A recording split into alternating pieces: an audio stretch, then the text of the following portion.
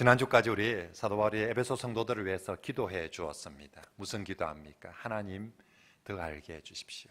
하나님, 우리 성도들이 하나님을 더 알게 해 주십시오. 하나님이 어떤 모습을, 하나님께서 우리를 부르신 그 소망이 뭔지를, 그리고 우리를 부를 때 그냥 부른 게 아니에요. 그 하늘의 기업, 정말 좋은 걸 예비하시고 우리를 부르시거든요. 그래서 우리를 위해서 예비한 그 하늘 기업의 그 영광, 그 풍성함을 알게 해 주십시오.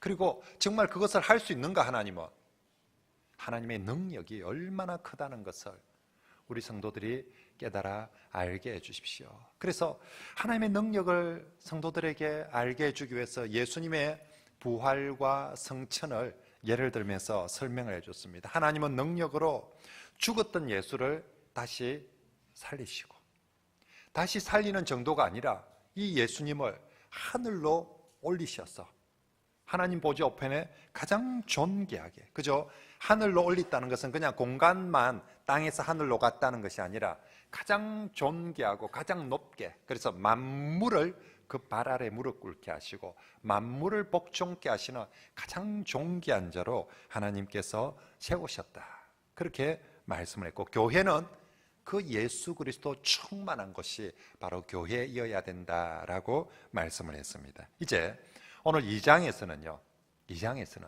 그 하나님의 능력이, 그전에는 그리스도에게 나타난다며 이렇게 나타났는데, 이제 그 하나님의 능력이 각 사람에게 나타난다며, 하나님의 능력이 성도들 각자에게 나타난다면 하나님은 어떤 능력을 사람들에게 베풀어 주실까 하는 것이지요. 그것을 한마디로 오늘 성경에서는 사람들에게 나타나는 하나님의 가장 큰 능력은 구원의 능력이다.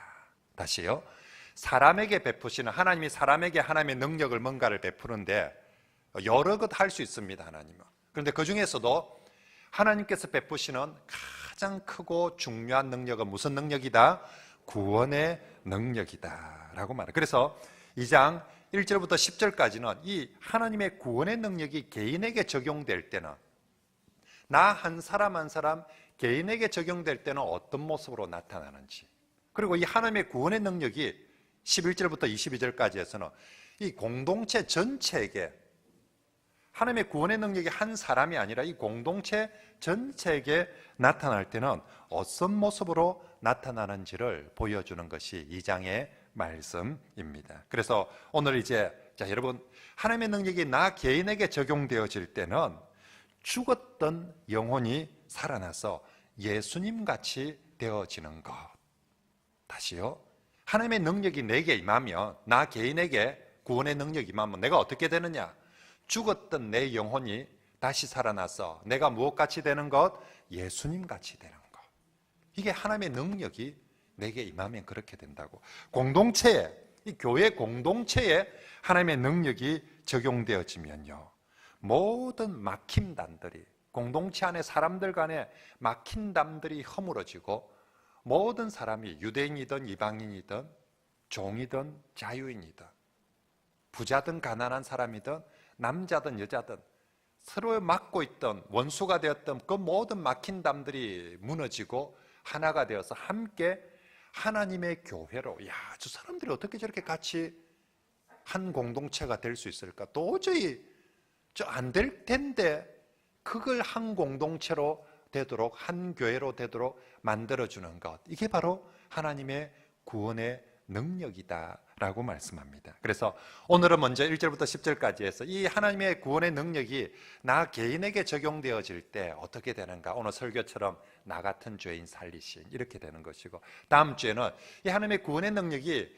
공동체에 나타나면 어떤 모습으로 나타날까, 다음 주에 그 말씀을 보도록 하겠습니다. 자, 이제 그리고 오늘 이 에베소서 2장 말씀은 구조적으로 또 한 가지 특징이 있는데, 그건 뭐냐면 우리가 구원받기 이전의 나의 과거의 모습과 구원받고 난 이후 현재의 모습, 우리 애들 표현을 하면, 청년들 표현하면 뭡니까? before, after. 그래서 내가 하나님의 구원의 은혜가 내게 임하기 전에 나의 모습과 before, 그리고 구원의 은혜가 임하고 난 이후에 나의 모습, after, 이걸 대조해서 계속, 그래서 제일 오늘 많이 2장에서 많이 나오는 표현이 전에는, 예수 믿기 전에는, 그리고 예수 믿고 난, 구원받고 난 이후에는, 이제는, 이런 표현들이 제일 많이 나오게 되는 것이지요. 그래서 2장 2절에도 보면 그때에 너희는, 3절에는 전에는 우리도, 2장 11절도 그때에 육체로는, 12절에 그때에 너희는. 그런데 이제 애프터, 우리가 하나님의 구원의 은혜가 임하고 난 이후에 13절에 이제는 전에 멀리 있던 너희가, 19절에도 그러므로 이제부터 너희는, 그리고 오늘 4절에도, 우리 한글 성경에는 번역이 잘 안 되어 있지만 4절에도 보면 그러나 이제는 긍휼이 풍성하신 하나님이라고 그렇게 말씀을 하고 있습니다. 여러분, 역사 속에서 가장 중요한 결정적인 전환점이 되는 비포 에스터 사건이 뭡니까? 예수님의 오심이죠. 그래서 예수님 오시기 전에 비포 크라이스트, BC, 예수님 오시고 난 이후에는 아노 도미나이, 이건 라틴어입니다. 주 오신 후, 주님의 해, 아노 도미나이. 그래서 세계 역사를 가르는 가장 중요한 분기점은 예수 오심. 그렇다면 나 개인적으로 내 인생에 있어서 가장 중요한 분기점은 뭘까요? 나의 비포 애프터, 내 인생에 있어서 내 인생을 변화시킨 가장 결정적인 전환점, 나의 비포 애프터는 뭡니까? 바로 오늘 성경에 의하면 하나님의 구원이 내게 임하기 전, 임하고 난 이후, 이걸 오늘 성경은 아주 강하게 대조해서 말씀하고 있습니다. 자, 그러면 비포, 하나님의 구원, 하나님의 능력이, 은혜가 내게 임하기 전에 우리의 모습, 나의 모습은 어떤 모습인지 살펴봅시다. 구원 이전의 인간, 혹자들은 사람은 꽤 괜찮은 존재다라고, 선하기도 하고 아름답기도 하고 능력이기도 하고 꽤 괜찮은, 이걸 성선설이라고 하죠. 사람은 태어날 때부터 괜찮은 존재다. 그런데 하나님은 그렇게 말씀하지 않습니다. 성경은 아니다라고, 사람은 태어날 때부터 죄인이고 악하다라고. 그래서 구원 이전의 인간을 한마디로 오늘 1절에서 허물과 죄로 죽었던 너희, 허물과 죄로 죽었던 너희. 1절 같이 한번 읽어봅시다. 시작. 그는 허물과 죄로, 구원받기 전에 비포, 우리 인간의 모습은 결코 선하지도 아름답지도 않습니다. 죄와 허물로 죽은, 여러분 죽은 시체를 아름답다고 하는 사람을 보았습니까? 죽은 시체는 아름답지도 않고 선하지도 않고 능력 있지도 않습니다. 우리는 죽을 뻔했던 존재가 아니에요. 우리는 죽을 수밖에 없었던 존재가 아니라 성경은 이미 죽은 존재라고 말씀합니다. 그래서 5절에도 허물로 죽을 뻔했던 우리가 아니라 허물로 죽은 우리라고 말씀합니다. 물론 이 죽음은 영적인 죽음을 의미합니다. 우리 육체는 분명히 살아있는 거예요. 그런데 영적으로 죽은 존재, 이걸 가장 비유적으로 잘 표현하면 꽃꽂이에는 꽃이죠. 여러분, 꽃꽂이에는 꽃을 볼 때 우리는 생화라고 하지만 사실은 그건 살아있는 꽃이 아니라 이미 생명으로부터 떨어져 나가 있습니다. 그래서 사실은 엄격히 얘기하면 그건 생화가 아니라 죽은 꽃이에요. 겉으로는 참 예뻐요. 살아있는 것처럼 보이지만 실제로는 이미 생명이 끊겨서 죽은 꽃이. 그래서 아무리 예뻐도, 아무리 화려해도, 아무리 멋진 꽃도 꽃꽂이에는 꺾어놓은 꽃은 딱 시간 지나면, 길면 일주일 지나면 무조건 다 죽습니다. 꺾어난 꽃이 다시 살아나는 경우는 없는 거죠. 다 죽습니다. 우리 인간의 실존이 그렇다는 거죠. 겉으로 보기에는 살아있는 것처럼, 예쁜 것처럼, 능력이 있는 것처럼 보이지만 하나님은 겉모습을 보는 것이 아니라 본질을, 중심을 봅니다. 그 인간의 중심이 하나님으로부터 단절되어져서 꺾여진 꽃과 똑같습니다. 그래서 꽃은 일주일, 인간은 70년 아니면 80년. 딱 기한이 정해진, 그거 지나면 무조건 어떤 인간도 원래 죽은 존재이기 때문에 죽음으로 그렇게 돌아가 버리고 마는 것이지요. 정말로 생명의 뿌리에서 끊어지면 다 죽은 존재, 인간이 그랬다는 것입니다. 그런 의미에서 하나님의 구원은 뭐냐? 하나님의 구원은 그 죽은 인간에게 다시 생명을 주는 것이 구원일입니다. 죽은 사람을 다시 생명 있는 영생의 사람으로 재창조, 하나님이 처음 생명을 주신 존재로 창조했는데 이 생명 있는 인간이 죄로 인해서 죽게 되었습니다. 죽은 인간을 다시 하나님의 생명과 연결시킨 것을 성경은 재창조라고 말씀합니다. 그래서 이제 우리 구원받은 성도들은 더 이상 꺾여진 꽃이 아니라 성경의 찬송에서는 영원에 잇대어 살아가게 하소서. 우리의 생명이 어디에? 영원에 끊겨진 것이 아니라 영원에 잇대어져 있게 된 것입니다.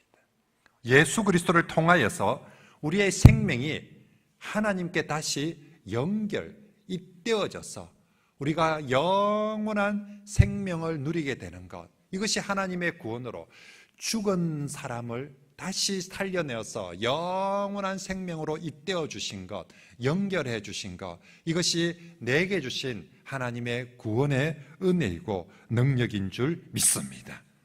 죽은 나를 살리셨다. 그래서 2절과 3절에서는 우리 비포, 사람이 있죠. 육체가 죽으면 어떻게 될까요? 육체가 죽으면 아무것도 안 하고 그냥 막 가만히,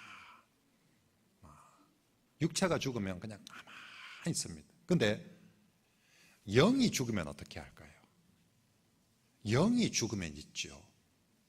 이 육체가 희한한 것을, 영이 죽으면 육체도 가만히 죽어 있으면 되는데 영이 죽으면 육체는 가만히 죽어 있는 것이 아니라 희한한 걸, 엉뚱한 걸 따라다녀야 된다라고 말합니다. 오늘 세 가지 성경은 얘기하는데, 첫째는 영이 죽고 나니까 육체가 세상 풍속을 따르고, 둘째는 마귀를 따르고, 2절에 보면 공중근세 잡은 자가 마귀거든요. 마귀를 따르고, 3절에는 육체의 욕심을 따르고. 원래 하나님께서 사람을 창조하실 때 누구를 따르도록 창조했습니까? 하나님을 따르도록, 예수님을 따르도록 창조했는데 우리의 영이 죽고 나니까 하나님을 볼 수 없고 따르지 못하니까 이 육체가 엉뚱한 걸, 영이 죽고 나니까 육체가 엉뚱한 걸 따라다니게 돼요. 그래서 우리가 어느 순간 따라쟁이, 특히 우리 대한민국 사람은 정말 엉뚱한 거 따라하는 거, 너무 따라하는 거 전문가들이거든요. 대한민국 사람들은 자기만 뭔가 다른 길을 가는 걸 스스로 두려워합니다. 그래서 무조건 남 따라, 세상 따라, 욕심 따라, 그렇게 따라가는 거예요. 그게 우리가 영이 죽고 나면 이 몸이, 우리의 삶이 자연스럽게 세상을 따라가고 마귀를 따라가고 육체의 욕심을 따라가고 따라 마지막 가면 어디 있냐면 멸망의 길, 진노의 길로 따라가겠네. 그래서 3절 끝에 그 길이 뭐 하는 길이냐? 본질상 우리를 진노의 자녀라고. 딱 그래 하면 그게 죽을 길이고 진노받을 길, 진노의 자녀다라고 말씀합니다. 그러므로 여러분, 우리가 오늘 말씀을 통해서 비포, 우리뿐만 아니라 저 밖에 예수 안 믿는 사람들, 겉으로 보기에 이 꽃처럼 화려하고 멋지고 잘 사는 것처럼 보이지만 그 꽃들 전부 다 무슨 꽃이다? 죽은 꽃입니다.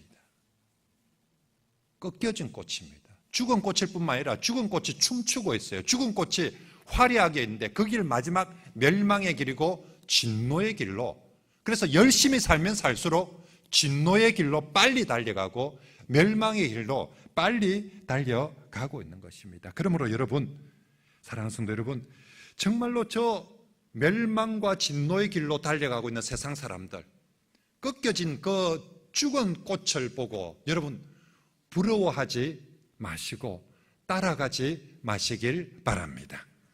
우리 청년들 물어봅니다. 부러워하면 뭐합니까? 집니다. 그렇죠? 그래서 오늘 분명히 얘기합니다. 우리가 그 꺾여진 세상의 꽃들 좀 우리보다 화려한 것처럼 잘 나가는 것처럼 보인다고 해서 첫째 마지 마시고 부러워하지 마시고, 둘째 마지 마시고 따라가지 마시길 바랍니다. 부러워하다 보면 따라가게 되거든요. 우리 알아야 됩니다. 비포, 하나님의 구원받기 전에 저 아무리 예뻐 보여도 저거 죽은 꽃이고 진노의 꽃이고 멸망받을 꽃이란 사실을 꼭 기억하십시오. 세상 따라가고 마귀 따라가면 결국은 멸망하고, 예수님 따라가면 생명을 얻고 영생을 얻게 되는 줄 믿습니다. 그럼 우리 여러분, 오늘은 설교를 들으면서 정신을 차리고, 그래도 우리 사청 집중력 좋네요. 사청에 아직 조는 사람이 안 보이네. 오늘 설교를 들으면서 정신을 차리고, 내가 지금, 사실 나는 지금 비포가 아니라 애프터의 존재거든요. 우리 구원받은 성도인데, 내가 근데 애프터 구원받았는데 지금 어딜 쫓아가고 있는지 한번 생각해 보십시오. 구원받기 전에는 세상 풍속 따르고 마귀 따르고 욕심 따라가고, 근데 내가 지금 그러고 있는지, 아니면 나는 정말 하나님을 따라가고 있는지, 나는 지금 마귀가 좋아하는 일, 마귀가 기뻐하는 일을 하고 있는지, 아니면 하나님이 좋아하는 일을 하고 있는지, 나는 지금 육체의 욕심, 내 마음의 욕심대로 따라가는지, 아니면 성령님께서 주시는 그때 예배 드릴 때, 그때 내가 기도할 때, 그때 말씀을 들을 때 성령님께서 주시는 그 감동을 따라가고 있는지. 여러분, 우린 구원받은 비포가 아니라, 옛날에는 그랬을지 모르지만 지금은 구원을 받은 애프터의 성도이므로 하나님의 자녀답게 이제는 마귀를 따르며 마귀를 기쁘게 하는 그런 삶이 아니라 정말로 하나님을 따르며 하나님을 기쁘시게 하는 그런 삶을 살게 되기를 축복합니다. 우리가 애프터가 되었는데도 아직도 옛날 비포, 옛 습성대로 세상 풍속, 마귀, 또 자기 욕심 그리 따라가서는 안 된다는 것입니다. 자, 그러면 하나님은 이렇게 죄로 죽었던 존재, 그래서 마귀를 따르고 욕심을 따르고 세상 풍속을 따랐던 이 진노의 자녀를 하나님이 어떻게 구원을 하셨을까? 하나님의 능력으로 어떻게 구원을 하셨을까? 그걸 오늘 4절부터 7절까지 말씀해서 말씀합니다. 먼저 우리 4절을 읽어봅니다. 시작. 긍휼이 풍성하신 하나님이 우리를 사랑하신 그 큰 사랑을 인하여. 아멘. 우리 한글 성경에는 잘 나와 있지 않은데 헬라어 원문에는 보면 있죠. 4절이 그러나 이제는, 그러나 전에는, 그때는 비포 그랬는데, 그러나 이제는 하나님이, 어떤 하나님? 긍휼이 풍성하신 하나님께서 정말로 죄로 죽었던, 진노를 받아야 마땅한 그 죄인들에게, 그러나 이제 하나님이 진노를 행하시는 것이 아니라 긍휼과 사랑을 베푸셔서 구원해 주셨다는 것입니다. 그렇습니다. 모든 인간들이 대부분 죄인이 끌려오면 죄인한테 하는 것은 뭡니까? 심판, 공의, 이런 걸 얘기해야 됩니다. 그런데 그러나 하나님은 그 죄인한테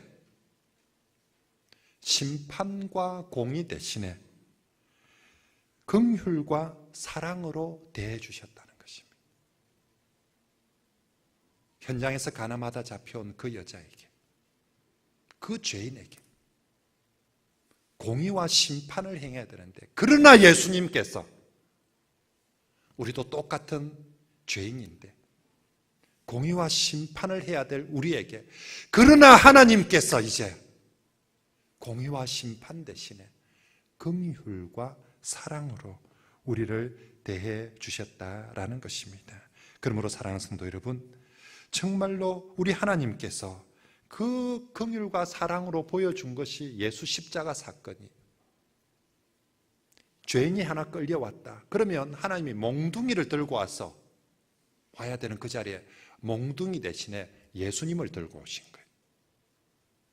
죄인한테는 몽둥이를 들고 와서 패고 심판을 해야 되는데, 하나님은 예수님을 모시고 와서 예수님이 대신 벌을 받고 매를 맞도록 하신 것이 십자가인 거죠. 맞아 죽을 줄 알았는데, 진노받을 줄 알았는데, 심판받고 진노받을 그 자리 대신에 긍휼을 베풀어 주시고 사랑을 베풀어 주셨다. 이걸 10절에서는 한마디로 은혜라고 표현합니다. 그 은혜로 인하여 맞아야 되는 자리에 안 맞고 사랑을 받고 긍휼을 받았으니 이것을 은혜라고 그렇게 표현하고 있는 것입니다. 사랑하는 성도 여러분, 정말로 우리가 비포 진노의 자녀, 죄인이고 죽었던 존재였었는데 그 죄인과 진노의 자녀에게 공의와 심판을 베풀어야 할 사람에게 우리에게 하나님께서 우리를 은혜를 베풀어 주셨다. 긍휼을 베풀어 주셨다. 하나님께서 심판을 모르거나 공의가 없는 분이 아니라 심판할 수 있고 공의를 누구보다 공의로우신데 먼저는 공의와 심판 대신에 사랑과 긍휼을 베풀어 주시고 공의와 심판은 다음에, 얼만큼 다음에? 1년 후, 2년 후가 아니라 최후로, 가장 마지막으로 최후로 미루어 주시고 지금은 우리에게, 그러나 이제 하나님이 우리에게 긍휼과 사랑을 베풀어 주신 줄 믿습니다. 그러므로 성도 여러분, 우리가 받은 것은 공의와 심판이 아니라 긍휼과 사랑을 받았습니다. 그러므로 우리가 그렇게 살아났기에 우리도 이제 우리가 좋게 생각하고 좋게 보고 듣고 말하자는 게 뭡니까? 그냥 아마 좋은 게 좋지가 아니라 좋게 생각하자는 것은 하나님처럼 생각하고 하나님처럼 보고 하나님처럼 듣고 하나님처럼 말하자는 거예요. 하나님처럼이 뭡니까? 사랑과 긍휼을 먼저 베풀어 주는 것이 하나님처럼 하는 것입니다. 하나님 우리에게 그렇게 해주셨어요. 공의와 심판을 받아야 되는 죄인들에게 공의와 심판보다 사랑과 긍휼을 먼저 베풀어 주셔서 구원해 주셨기에 우리도 그걸 받은 성도답게 우리도 우리가 만나는 사람들에게, 그것이 가족이든 이웃이든 또 정말로 성도든 누구에게든지 우리도 먼저 우리가 받은 대로 긍휼과 사랑을 베푸는 그런 성도들이 되시길 바랍니다. 우리는 1만 달란트 빚진 용서를 받았는데 우리가 100데나리온, 500데나리온 빚진 사람한테 압박을 하면 그건 배은망덕한 사람이 되는 것이지요. 우리가 사랑과 긍휼을 받았기에 우리도 먼저 사랑과 긍휼로 대합니다. 그래서 여러분, 제가 담임으로 목회하고 있는 동안에 우리 모두 민족교회 성도들 내리 속에 보복, 응징, 성도들은 이 문제를 대함에 있어서 보복한다, 응징한다, 이 개념은 여러분 머릿속에서 지우시면 좋겠습니다. 말이 어렵습니까? 경상도식으로 딱 표현하면 있죠. 갈지 말라는 겁니다. 하나님 주시는 마음이 아닌 딱 마귀가 주는 제일 큰 마음 중에 하나가 갈봐주는 겁니다. 그래, 니 그랬나? 좋다, 한번 보자. See you again. 두고 보자. 그죠? 딱 두고 보자. 마음속에 갈봐주려고. 그건 전형적인 마귀가 주는 마음입니다. 하나님은 죽었던 죄인, 진노받아야 되는 그 죄인에게도 갈봐주려고 하지 않습니다. 무엇을 먼저 베푸셨다고요? 긍휼과 사랑을 먼저 베풀어 주셨습니다. 나에게 힘들게 하고 억울하게 하고 정말 그럴 수 있습니다. 그때 모든 것 하나님께 호소해야 됩니다. 하나님은 우리를 이 땅에 심판주로 세우지 않았습니다. 우리에게 사랑의 사람, 전도의 사람으로 세웠지, 네가 내 대신 온 세상을 심판해라고, 네가 내 대신 저 인간들 심판해라고 우리를 그렇게 부르지 않았습니다. 심지어 예수 그리스도를 보내실 때도 심판은 하지 말고 구원하고 사랑하는 일만 하라고. 심판은 나중에 내가 할 테니까. 그래서 하나님께서 예수님도 이 땅에 보내어서 심판한 일을 맡기지 않았는데 우리가 감히 그 자리를, 그것도 나 같은 죄인이 그 자리를 차지해서는 안 됩니다. 모든 심판과 응징은 하나님께 맡기고 우리는 먼저 우리가 받은 대로 긍휼과 사랑을. 그래서 여러분, 죽은 사람을 살리는 첫걸음, 죄인을 살리는 첫걸음은 사랑과 긍휼을 베푸는 것임을 꼭 기억하시고, 우리 성도들은 교회 안에서든 세상에서든 가정에서든 사랑과 긍휼을 먼저 베푸는 그런 성도들이 되시길 바랍니다. 목사님 몇 번을 그래야 됩니까?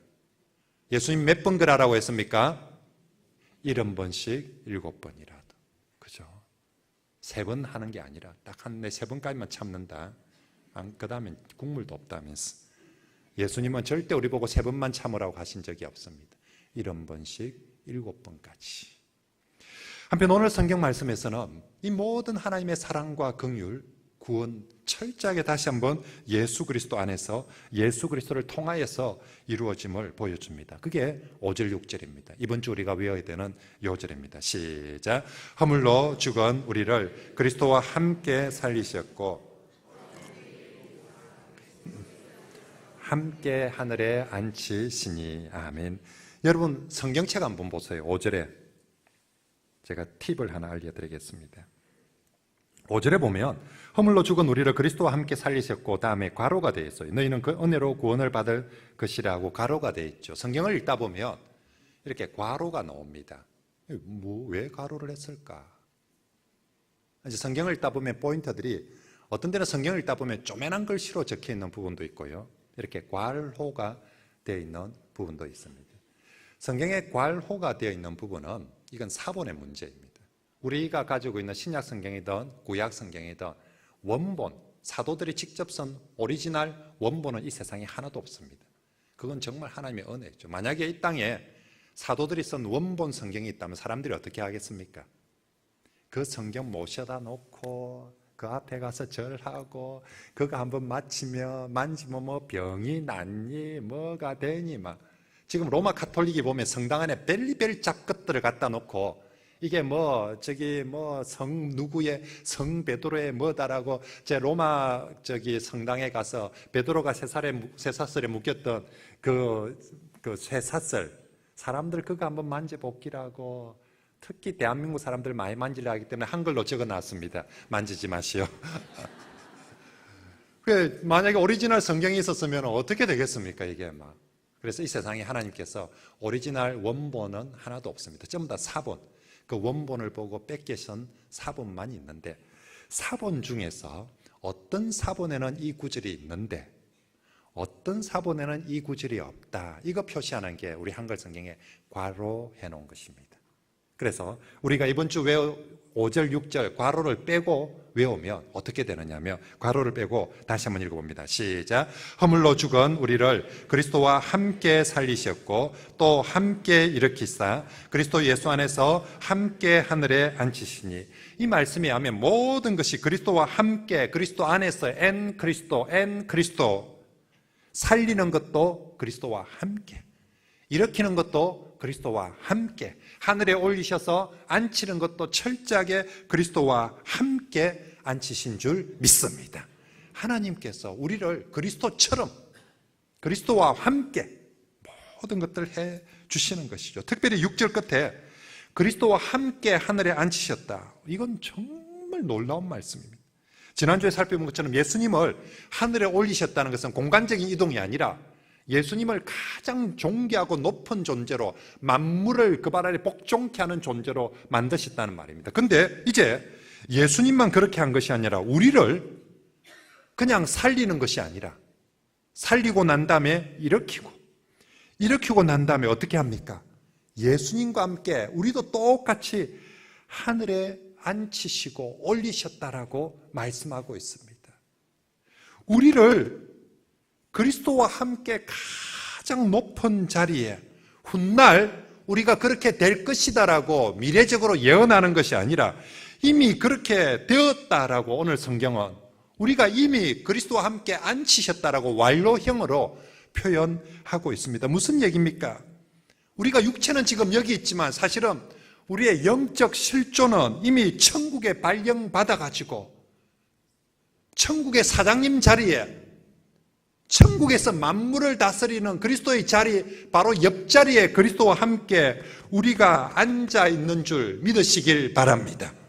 하나님께서 우리를 저 죄에서 구원해 주실 뿐만 아니라 살리고 우리를 새로 발령을 내주셨는데 어디다 발령을 했냐면 천국에서 가장 높은 자리에, 저 사장님 자리에, 예수님만 앉을 수 있는 그 자리에 우리도 바로 옆에다가 자리를 만들어서 발령을 내어주신 줄 여러분 믿으시길 바랍니다.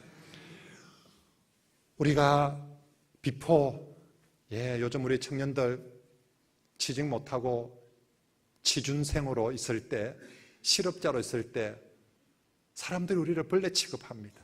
우리 머스마들은, 아가씨들이 불신자들한테하고 결혼해도 실직자들, 직장 없는 사람들한테 결혼 안 한다도 요새 교회 아무리 신앙이 좋아도 그만큼 정말 벌레 같은 존재로 비천하게 우리를 보았는데 어느 순간 우리가 임용에 취직시험에 합격을 했어요.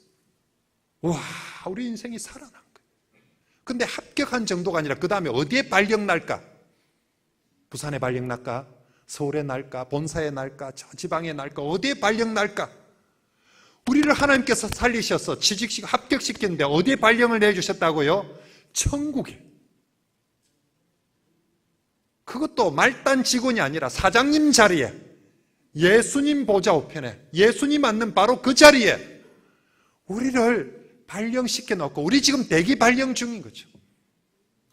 바로 지금 좀 있으면 그 자리에 가서 우리가 앉게 되어질 줄 여러분 믿으시길 바랍니다. 비포, 예전에 우리 정말 찌질이었어요. 본질상 진노의 자녀였고 죽은 시체와 같았습니다. 정말 떨어진 헐름한 청바지 입고 머리 뻘끗해가지고 누가 봐도 저 파리는 파란 추리닝 입고 다니는 그런 실업자였어요.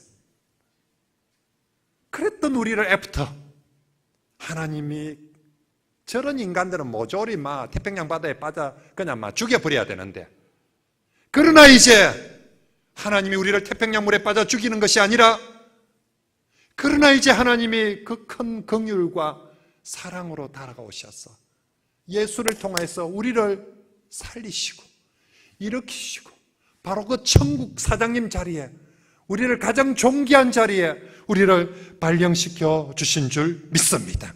그리스도처럼 살리고 그리스도처럼 세우고 그리스도처럼 존귀하게 우리를 올려주시고, 이게 우리 지금 성도들의 영적 실존임을 여러분들이 믿으시길 바랍니다.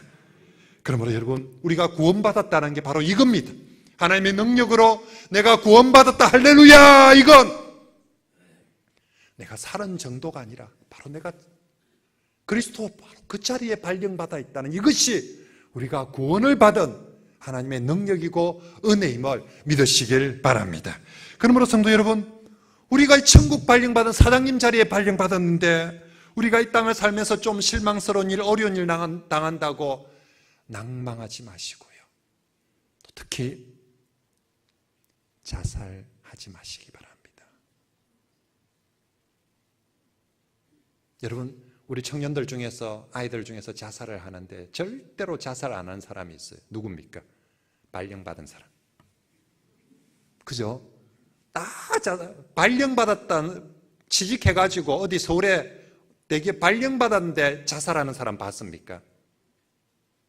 아직 내가 월급 한 푼도 못 받고 여전히 이번 달도 엄마한테 용돈을 구걸하면서 받아야 되고, 여전히 아직 정말 손에 집도 한 칸 아직 아무것도 없지만 그래도 있죠. 발령받은 사람은 절대로 자살 안 합니다.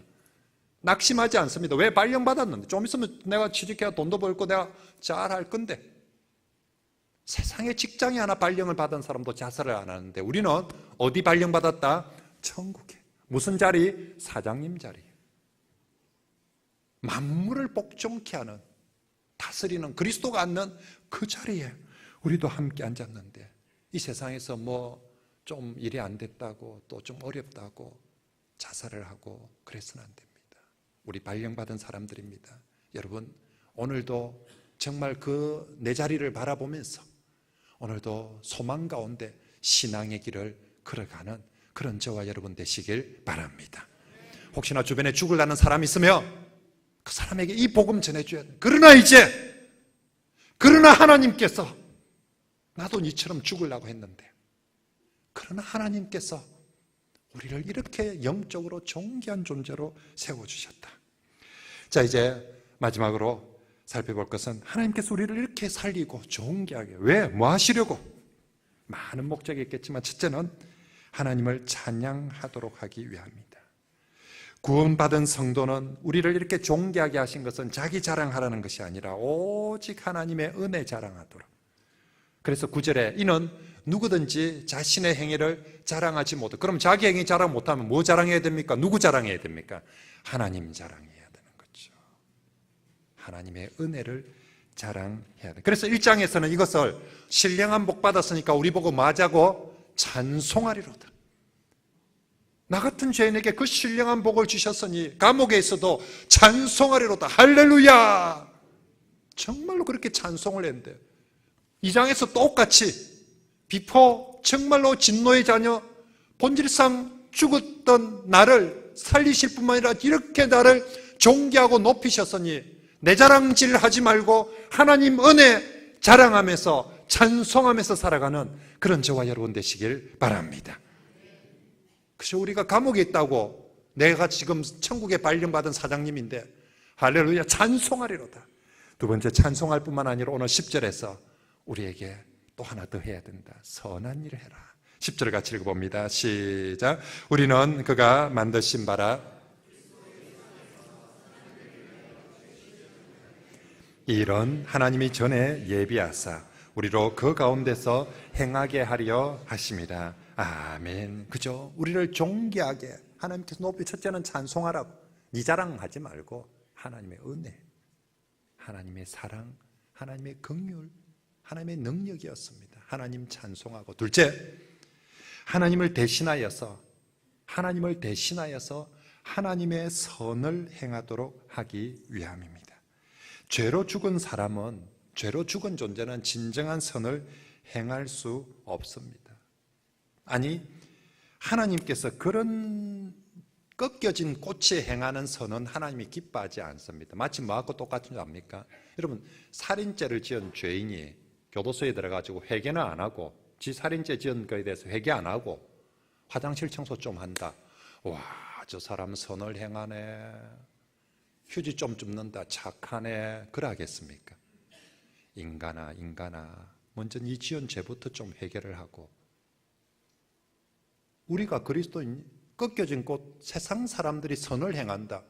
본질상 진노의 자녀가 자신의 죄에 대해서 회개치 않은 상태에서 기부 좀 했다고, 착한 일 좀 했다고, 그걸 하나님께서 참 선을 잘 행하네, 교회 다니는 사람보다 100배 낫네, 천만에요. 여러분 스스로도 그렇게 표현하면 안 돼요. 교회 다니는 사람보다 100배 낫네. 하나님은 절대 그렇게 안 봅니다. 본질상 진노의 자녀가 자기 죄에 대해서 회개치 않은 상태에서 기부를 수억을 한들, 화장실 청소를 날마다 한들, 그건 하나님 보시기에 여전히 죄인입니다. 본질상 진노의 자녀가 자기 그 죄에 대해서 먼저 회개할 때, 그래서 하나님께서 기뻐하시는 진정한 선은 오직 구원받은 성도가 그 은혜에 감격하여 행하는 것이 진정한 하나님이 기뻐하시는 선인 줄 믿습니다. 본질상 진노의 자녀였던, 내 죄를 용서해 주시고 하나님의 자녀된 그 감격을 가지고 휴지 하나 주울 때, 거리에 가서 청소 하나 할 때, 돈 100원이라도 기부할 때 하나님은 와, 자 살려줬더만은, 이야, 쟤 구원해서 높여줬더만은, 저 봐라 저리 청소를 하러 나간다, 저 봐라 저리 착한 일을 하려고 한다. 그게 하나님 보시기에 좋은 거예요. 아이고 좋아라, 참 잘한다. 본질상 진노의 자녀가 수십억을 기부를 해본들, 하나님 보시기에 이 죄인아, 네 죄부터 회개하고, 네가 하나님을 거부하고 하나님을 떠나 있는 그거부터 회개하고 돌아서라. 그렇지 않은 상태에서 네가 수십억을 선한 일을 해본들, 그건 가증한 일일 뿐인 것입니다. 여러분, 우리 성도들은 구원받은 감격으로 그거 작은 걸 할 때 이게 선입니다. 그래서 성도에게 선은 본질이어야 됩니다. 우리가 시간이 남거나 돈이 남아서 하는 것이 아니라 우리 성도들의 삶 자체가 선을 행하는 것이어야 될 줄 믿습니다. 매일 밥 먹지요. 이제 우리 애프터 구원받고 나서는 매일 선을 행하는 것이, 내가 긍휼과 자비를 받았으니까 나도 긍휼과 자비를 베푸는 것이 밥 먹듯이 호흡하듯이 그렇게 해야 되는 일인 줄 믿습니다. 히브리서 13장이 히브리서 전체를 마무리하면서 우리가 영문 밖으로 나가서 이제 옛날하고 비포, 옛날하고 다른 새로운 제사, 진짜 하나님이 기뻐하시는 제사를 드리자. 우리 청년 이부 학생들, 청년들 제가 청년부 수련회 가서 했던 설교 기억납니까? 무슨 제사? 찬송의 제사 드리고 선행의 제사 드리자. 히브리서 13장 15절 16절 같이 봅니다. 시작. 그러므로 우리는 예수로 말미암아 항상 찬송의 제사를 드리자. 이는 그 이름을 증언하는 입술의 열매니라. 오직 선을 행함과 서로 나누어 주기를 잊지 말라. 하나님은 이 같은 제사를 기뻐하시느니라. 아멘. 하나님은 이 같은 제사를, 무슨 이 같은 찬송의 제사를, 선행의 제사를, 어디에서? 영문 밖에서. 영문 밖은 우리의 삶은 고달픈 현상이에요. 편한 곳이 아니에요. 어려운 고달픈 영문 밖이지만 바로 거기서 구원받은 자녀답게 찬송의 제사 드리고 선행의 제사 드리고, 하나님은 이 같은 제사를, 이 같은 선을 기뻐하시는 줄 믿습니다. 이제 말씀을 정리하겠습니다. 하나님의 능력이 사람에게, 나에게 나타날 때 가장 중요한 능력은 본질상 진노의 자로 죄로 죽었던 그 인간을 살려주시는 구원의 능력입니다. 그 사랑으로, 그 긍휼하심으로, 그 능력으로 예수를 통하여서 우리를 다시 살려주신 줄 믿습니다. 무엇처럼 살렸습니까? 예수님처럼 살리고, 예수님처럼 일으키시고, 예수님처럼 존귀하게 높여주신 줄 믿습니다. 우리 어디 발령 나 있다고요? 천국에. 무슨 자리? 사장님 자리에, 만물을 통치하는 그리스도의 자리에 우리도 함께 발령받았다는 사실을 꼭 기억하고 감사하고, 뭐하자? 첫째는 찬송하리로다. 그죠? 첫째는 찬송의 제사를, 그리고 둘째는 우리가 이거 받았으니까 우리도 다른 사람들에게 선을 베풀고 나누어 주면서 살아가서 하나님 보시기에, 야, 살려줬더만은 참 잘하네, 저 아들 살려줬더만은, 존귀하게 해줬더만은 배은망덕하고 버르장머리 없이 못되게 구내가 아니라 살려주었더니, 높여주었더니 참 잘하네. 우리 성도들이, 그런 성도들이 다 되시길 축복합니다.